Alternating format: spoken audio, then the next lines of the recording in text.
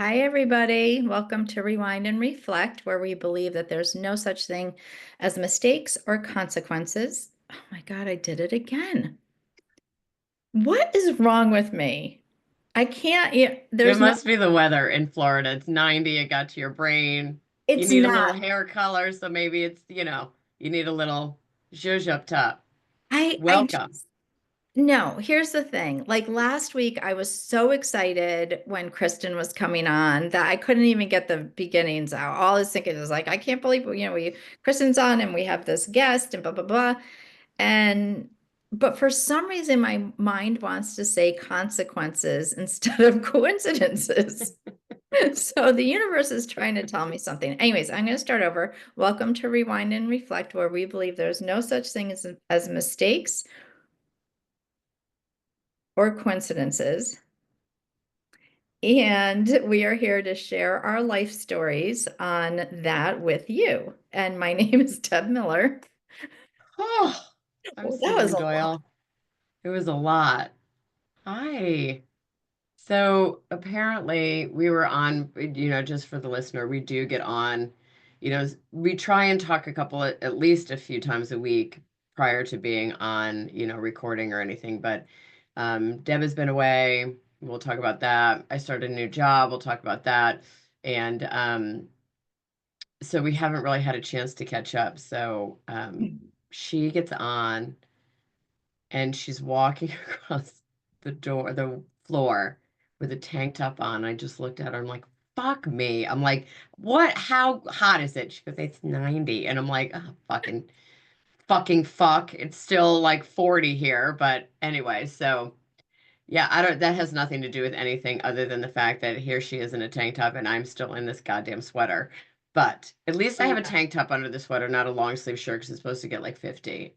So anyway, we've been chit-chatting till before we hit record and we were trying to catch up a little bit. So it's so good to see you.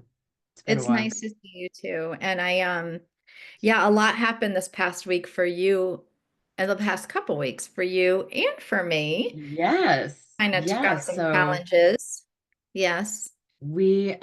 so for the listeners, and sometimes we'll talk about things that have happened and then we'll just sort of, it'll like the subject that we want to talk about will sort of pop into our heads. And so, we were talking about, Deb was away, so we didn't really talk all that much.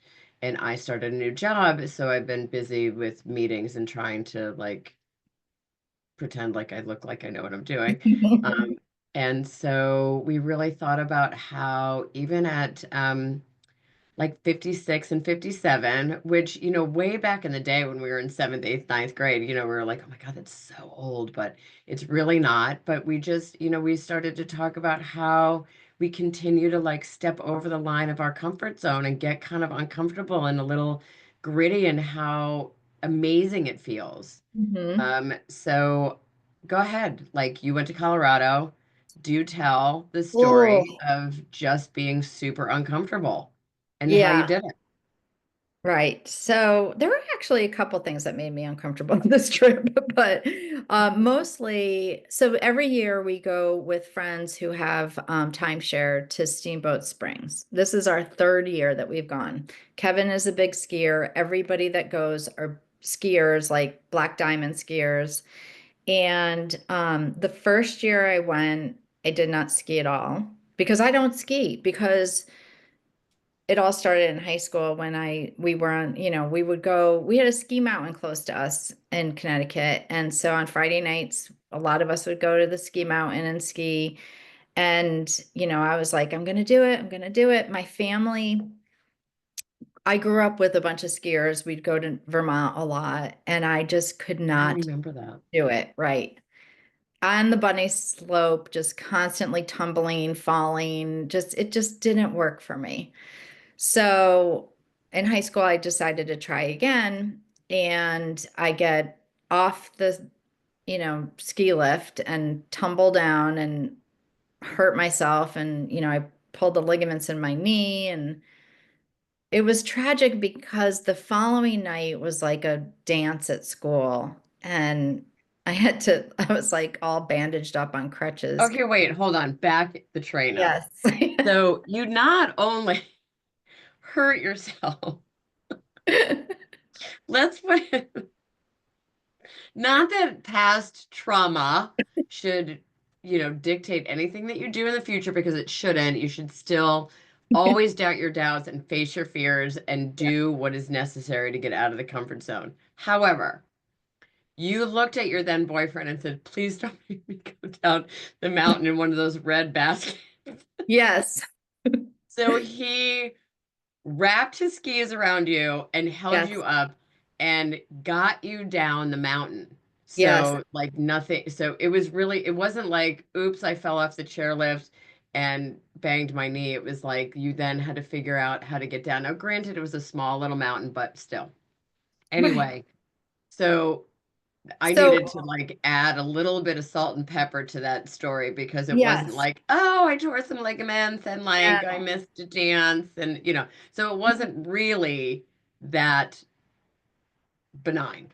Well, no, and to make matters worse, so he's doing the snow plow, and my skis are in between him, like a toddler, right? Yeah, And he's very slowly getting me to the bottom, and on the ski lift is like all of our friends, right? right. Including Kevin, who's my now significant other, and Correct. he remembers this like it was yesterday. He's like, "I'll never Which is why forget." he has such beautiful grace with you so tell the story. Yes. I'll stop interrupting. So no, that's okay. Um, so we get to the bottom and whatever. I wake up the next morning, my leg is twice the size as my other one. I did end up going to the semi-formal though. I will tell you, I did go. I wasn't going to miss a dance, right? So anyways, so fast forward, I marry into a family of big skiers. And they're like, you can do it, you can do it. And I'm like, I haven't done it since high school and I got really hurt. No, no, no, everything's fine. We'll help you. And, my husband at the time bought me all fancy everything, skis, boots, helmet, outfit. And in the woods I go. I'm like backwards. I'm like tripping over my skis. They just ended up, he and his family ended up just leaving me on the mountain, like just figure out, because like nobody could help me. It was just awful. And so that was a big fat waste of money. And then years later, we are now going to Colorado. And the first year I didn't ski at all. The second year, our host said, my friend Toby said, Deb, you got to try. It's been years. You got to try. The skis are different. They're shorter. You're going to be fine. I promise. I promise. And Kevin's like, yeah, give it a try. I'm like, all right, if I go on the bunny hill, like just let me do my thing. But she did not. She really had so much confidence in me that she brought me. We take the gondola up, and then all of a sudden it's like, oh no, now we're going down to that ski lift and we're going higher. And I'm like, I don't think that's a very good idea. She goes, you'll be fine. Trust me. She goes, I would have my 85-year-old father do this. Like, trust me, you're going to be fine. And I'm like, okay. I was not fine. I got off that ski lift. Thank God I didn't fall, but was terrified for the rest of the time getting to the bottom. I was doing only snow plow. I could not do it. I was like, ah. And it was just ridiculous. Like I looked ridiculous. I felt ridiculous. I wanted to cry. I did in fact cry at one point, and then got to the bottom and said, no. Kevin was like, let's just do it again, but we're going to do it on the smaller hill and I'll come with you. Because Toby, God bless her heart, she's like, no, no. She's just like, she believes in me so much that I'm like, I knew I was letting her down, but she's like, you can do it. You can do it. I'm like, I can't do it. She's like, you don't snowplow. You got to put your legs together. I'm like, I can't. And she's like, you can. I'm like, I can't. And then I'm crying. I'm like, leave me alone. And then, anyways, get to the bottom. And Kevin says to me, you're fine snow plowing. If that's what makes you comfortable, just do it. I said, I'll do it one more time and then I'm done. I went back, I took my boots off, threw in the towel. This year, Toby says to me, Deb, and so we talked about me skiing again. I said, it's $250 a day for the pass. Plus the to rent skis and all of that is another $150. And I said to Kev, if you're going to spend that kind of money, just give me the cash and I'm going to the spa because I that's not worth it for me to be Yeah, terrified. same. If you have that kind of money to give me a ski pass for like 45-minute run, Yeah. I have a better use for that 250. So, but when we get there, Toby goes, "Oh, I have a surprise for you." I go, "What's up?" She goes, "I've got 3 days of free skiing for you." I'm like, "What?" She's like, "Yeah." She told me how it all worked out. And she's like, "So 3 day passes." I go, "Do you really want me to go through that again? Like, how do you hate me that much that you Yeah. want me to go through that?" And she was just like, and I looked at Kevin and Kevin goes, If you want to do it, it's fine.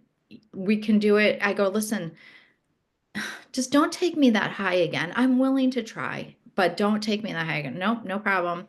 Kevin goes, "I'll stay with you." So I went in and I said to the guy, "I need a helmet that doesn't make me look like somebody that bumps their heads into the walls." Like, and then I I need skis that are like infant, toddler skis. Give me the shortest you can give me. So they did. I was so scared. But I got on those skis and I went to the first mountain and I did it. I got down, I go, okay. And not only that, but my legs started going together instead of just snowplow. I said, "Is this really happening? Can I do this?" The conditions were terrible. They were slushy, but it made it slow for me. So I think that gave me some confidence. Then Kevin said, "Let's go to the higher one. You're going to be fine, I promise." And I was. Okay. The second day, I decided to do it again. And this time we were going to the top of the mountain.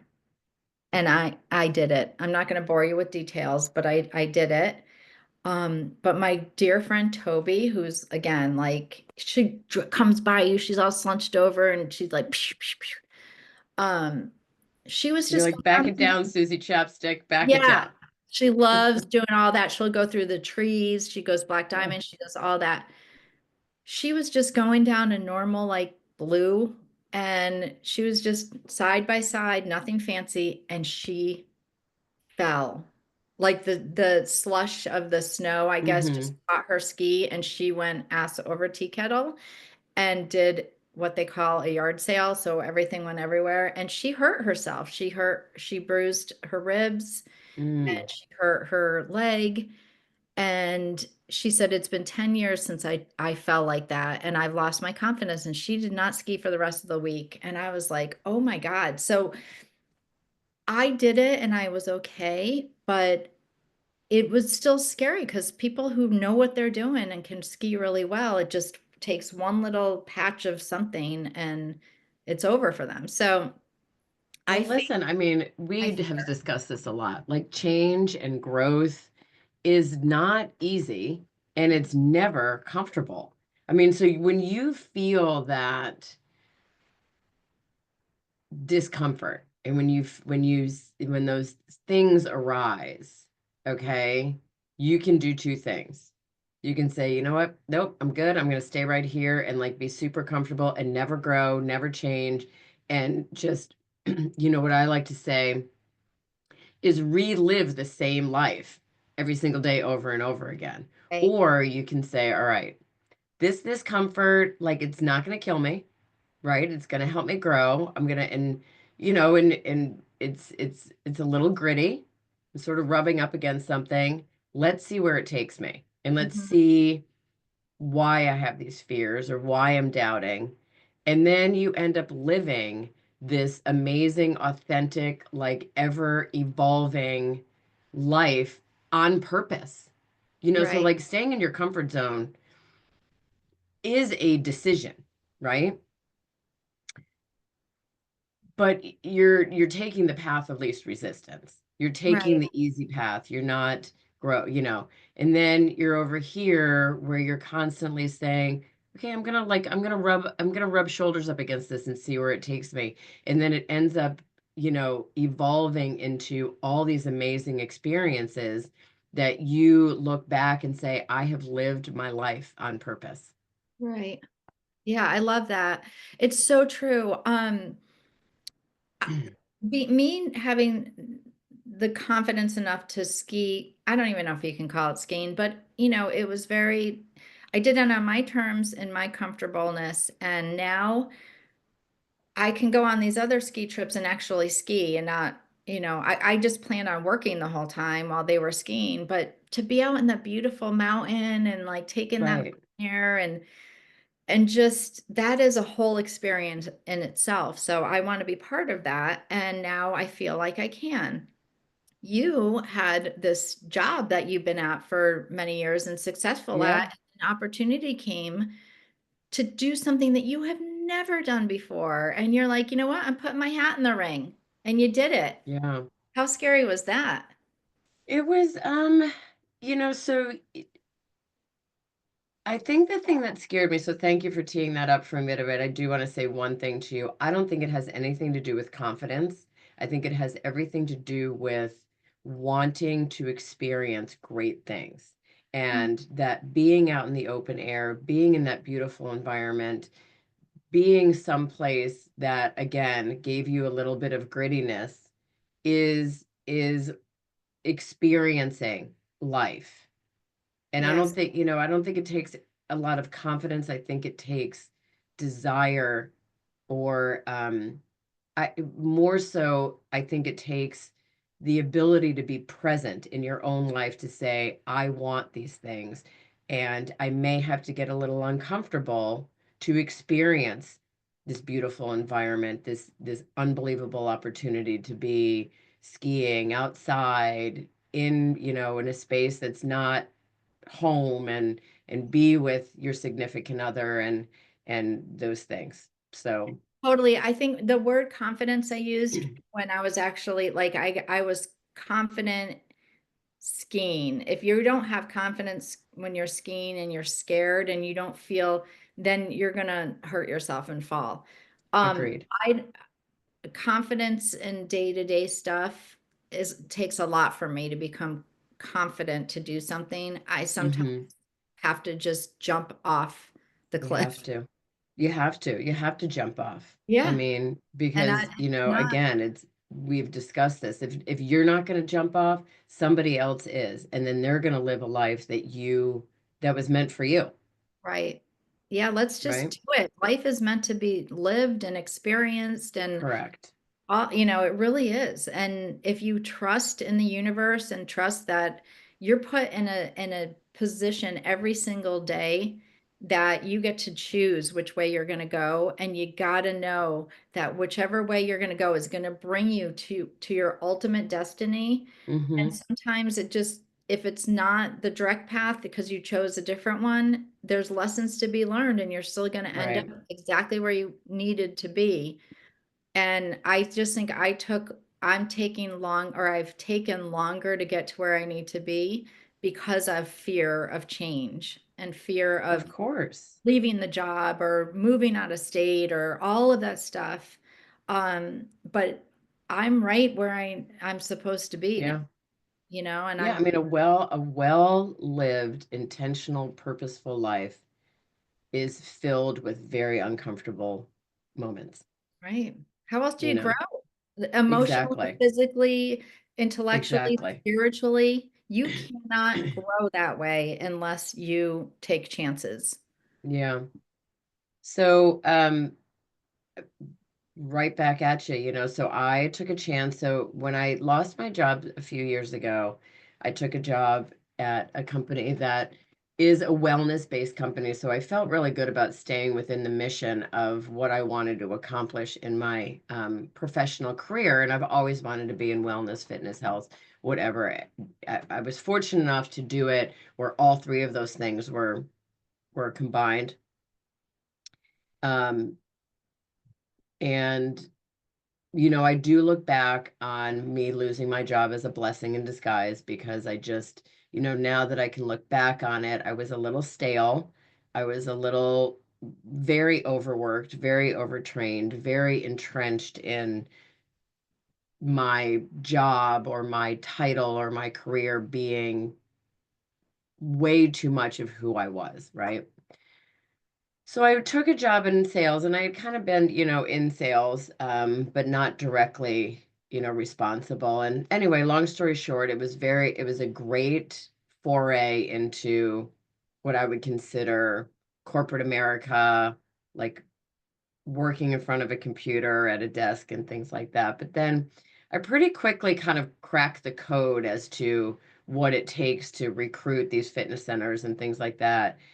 And I was always kind of pushing the envelope with the higher ups in my department saying, okay, listen, like I'm ready. Like let's take this to another level. And I was always sort of met with just it wasn't even a brick wall. It was just sort of like, that wait and see type of attitude. And anyway, I really enjoy the company that I work for. So I started looking for other opportunities within the company, and I saw this opportunity in the marketing department. And I was like, I think I can do this. I really do. I think I can do this. I think I have a skill set and an educational skill set, meaning my experience, not necessarily the fact that I've ever been in marketing, to contribute something like that they may not have like sort of seen before, right? So, nothing ever happens by accident or coincidence. So I throw my resume in there and I'm like, you know what? I have nothing to lose. I'm going to be super aggressive. So, um, we have teams within the company. So I like just messaged the two people that were on the job, the requisition. I said, hey, just want to let you know I've been with the company for 3 years. I'm in this department, blah, blah, blah. Got a response instantly. Mm. Got an interview. And then just kept getting pushed through. And I'm thinking to myself, holy shit, like I think I might get this job. And I was, and so, and I just kept saying, like, and I kept thinking to myself, I have nothing to lose. I really have nothing to lose. Like, and everything to gain in the sense that, lots of times, at 57, 58-ish, 59, you kind of like, you know what, I'm just going to sort of sail Yeah. till I retire, right? And I just had this nagging feeling that I'm like, I am not ready to sail. I am Mm. ready to continue to challenge myself mentally, and mentally meaning like reaching beyond what I think I'm capable of, right? Long story short, I got the job. Hey. And I started a couple of days ago. And I sat in on my first meeting yesterday. And so one of the reasons why I think I got the job is because very recently, like two departments within marketing have merged, and they're trying to create this consistent process, right? Which I did and so I really like I kind of hooked onto that and just kept speaking to that. And so anyway, I started a couple of days ago, and yesterday I sat in on my first team meeting. By the by, I'm the oldest one on the call, but Of that's course. okay. Yeah. And it was 6 women who just had this unbelievable collaborative spirit and creative spirit. And I was like, oh my God, this is why I was so aggressive. And because I knew I needed a change, but I also wrestled with, listen, I could sit here, I Yeah. can have 5 to 10 applications come in, the money's fine. I can just coast. And I just had this nagging feeling that I didn't want to coast yet. Mm. Right. And lo and behold, there was no coincidence that at that particular time, because I've been on this, we have an internal job posting site. I had been on several times, nothing really panned out, and it just clicked. And I'm so grateful, but still very uncomfortable. I mean, there's a lot that I did not realize I didn't know. So, and it's one of those things that yeah, it's a little uncomfortable, but, um, there's that willingness in me to A, experience new things, um, B, challenge myself. And I know in order to be challenged, I have to be uncomfortable. Yeah. And so I kind of, yeah, I've been actually super uncomfortable all week while I've been training and learning and trying to remember things and trying to, put the blue screen glasses on because I'm like, my eyes are going crazy because I'm 57 and wear contacts and probably still need reading glasses on top of my contacts. But yeah, it's like it's also at the same time really invigorating. Yeah. I'm sure you felt that same way. Like you're going down the mountain, you're like, you feel so invigorated because you faced your fears, you doubted your doubts. I knew because listen, I mean, and not because, and nothing against my husband. And I know that he is always doing the right thing by me. But he was saying, like, Sue, like, just coast. Like, who cares? Yeah. And I'm like, I care. Like, I still have something to Yeah. give. And, and it wasn't for him, it was more like him saying, don't kill yourself. It's Yeah. okay. Like, Relax a little we're bit. good. Right. We're good. Like, right. And, yeah. And so, yeah, I've been uncomfortable and invigorated at the same time all week. So thank you for Well, asking. I But I feel that when you're driven like that towards something, it's your spirit guides that are, mm-hmm. those are all like bing, bing, bing, bing. They're Yeah, poking at you to go yeah, for that because if everything, like I just said, it happens in the time it's supposed to, in the place it's supposed to. So you being driven like that is your guide saying it's time to move forward. And yeah, sure, it's a new job, it's a new opportunity to learn things, it's more money, it's all those great things. But there's going to be more to this than even that. I agree. And I you're going to find that 100% out. agree. Yeah. Even from like the first document that I read about, how my training was outlined, how the organizational chart was outlined, and it just brings to mind that there's never an age where you can stop learning, stop growing, stay uncomfortable, really be in. I mean, life is lived, in that messy, we've talked about this, in that messy middle. Like, Yeah. get messy for till the day you die, Yeah. get messy. Yeah. And if it turns out that this is just a stepping stone to something else that you need, I mean, now that you are going to learn about marketing, you're going to Yeah. get this podcast. That's going to be you're going to learn all this stuff on how to Yes. market. You Yeah. know, and you Yeah. can help me with the book, my book, marketing my book, and all of that stuff. So it's All the like things, all the things, all all the the things. things. Yeah. Yeah. So, Yeah, so I mean, listen, it's it sounds cliche because a lot of people say it and a lot of people, but I don't know if people really understand or live by it, where nothing grows in your comfort zone. mm, So I always think of my comfort zone as a box and then say to myself once a day, I have to step over the perimeter of the box and then figure out how to reconfigure a box, mhm, and then once that's reconfigured, step over it again or step to the side so mhm. I always think of it as like just like a chalk drawing of four sides, Yeah. big enough that I can see it and I just have to step over it. And maybe one big toe stepping over it, but it is something that, you just, yeah, you live by it. Right. Absolutely. So good. Good stuff. All right. Well, we need to go, Susie Chapstick, because you need to, You need to hit now the that you're back in mountain. the 90-degree weather, you got to put your ski stuff away. And, but anyway, so listen, listener, get out of the comfort zone, doubt your doubts, face your fears, You're going to and be know okay. that nothing ever grows in your comfort zone, and something, an opportunity is put in front of you for a reason.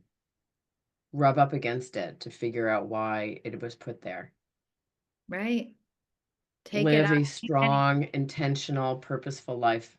Yeah. And whenever an opportunity comes your way, grab it. No matter what it is, grab it. Amen. It's there for a reason to move you forward. Amen.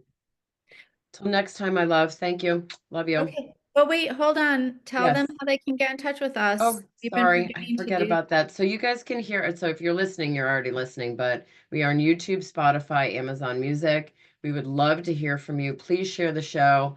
Also, you can email us at rewind and reflect with us, all spelled out, all lowercase, at gmail.com. Namaste, friends. Love you all. Namaste. Bye.